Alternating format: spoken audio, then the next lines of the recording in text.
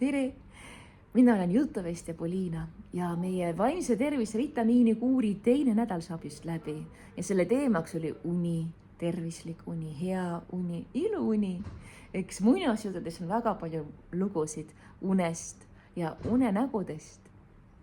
Lumevalgekese või uinava kaunitari uni. See oli üks tõesti pikk iluuni. Aga mina räägin teile ühest teisest unest. Ühest unenäost, mida nägi üks mees, kelle nimi oli John. Ja John elanud kunagi Inglismaal. Ta oli tõesti vaene.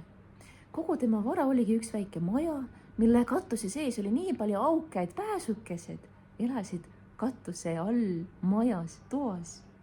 Ja tal oli üks koer ja aias kasvas õunapuu. Vana õunapuu, mis kandis aga nii maitsevaid vilju, ka mahlakaid ja magusaid õunu.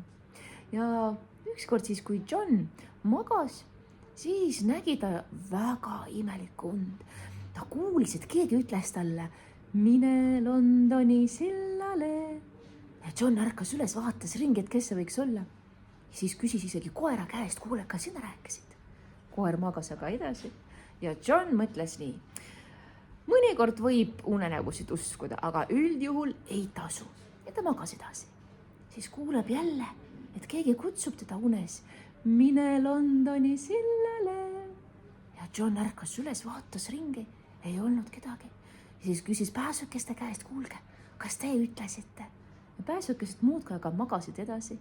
Ja John mõtles, et mõnikord võib unenägusid uskuda, aga üldjuhul ei tasu. Magas edasi. Siis kuuleb jälle 3. korda, et keegi kutsub teda läbi une. Mine Londoni sillale. John ärkas üles ja mõtles, üldjuhul ei tasu unenägusid uskuda, aga mõnikord võib. Ja juba järgmisel hommikul pani ta oma ränduri kompsu valmis ning läkski otse Londonisse, ikka Londoni sillale. Nii et mida ta kaasa pakkis, ta ikka võttis hambaharja, hambapasta, võttis küpsiseid koera jaoks, natukene saia ja juustu ja läks teele. Mitu päeva, mitu ööd kõndis ja magas ikka silla all ja heina sees.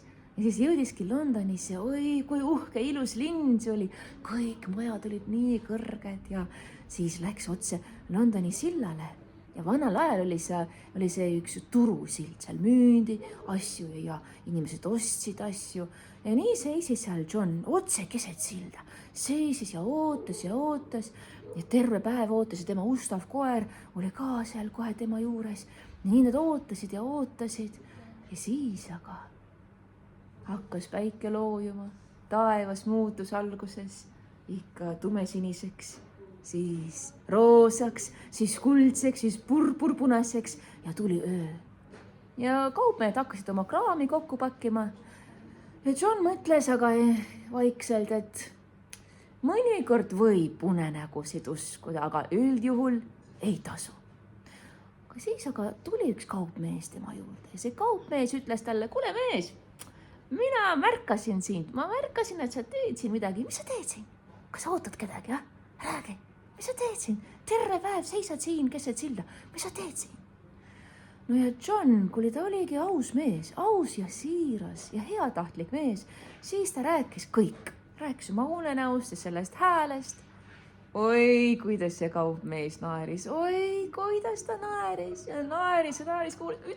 Ütles, kuule mees, mis asi, see on nii rumal, et sa usud mingitesse unenägudesse. Ei, kuule, mina räägin sulle midagi.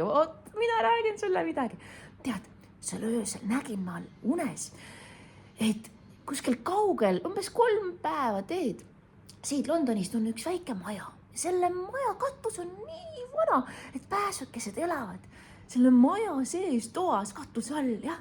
Ja selle maja kõrval kasvab üks vana õunapuu, kes viitsib nii vanad õunapuud ikka alles hoida. Võib-olla kannab vilja ka. Kuule, tead, ja mina nägin, et selle õunapuu juures on peidetud üks aare.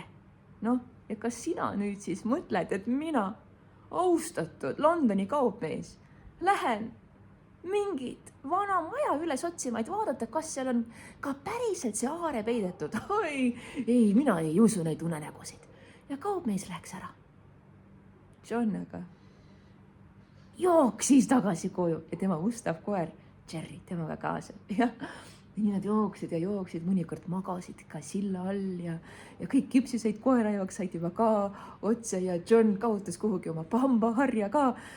Jõudis koju, haaras labida ja hakkas kaevama. Ta kaevas, kuni raksake oligi midagi rasket ja tugevat seal maa sees. Ja John leidiski ühe suure kirstu üles, tegi kaane lahti ikka. Vaatab, et selle sees on kuldsed mündid. Päris aare, ikka ilus, suur ja võimas aare, jah. Ja veel oli selles kirstus üks raamat, jah, üks muinasjuttude raamat.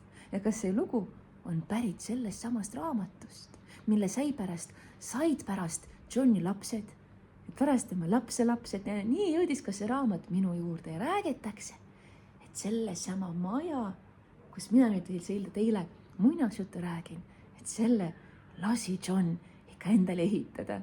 Aga siis pärast annetas osa sellest rahast ja ehitas lastekodu ja kooli ka ikka vaeste laste jaoks. Ja nii. Ja tänu sellele mäletame me Johni ja tema unenägu. Nii et John ikka elu lõpuni rääkis, et üldjuhul ei tasu unenägusid uskuda. Aga mõnikord võib. Ja mina tahan soovida teile head und, et teil oleks hea, tervislik ja hea, kerge, mõnus uni. Ja unenäod ikka sama ilusad ja maagilised, nagu see ilus maja, kus on taevas täis tähti, nagu see lugu ise.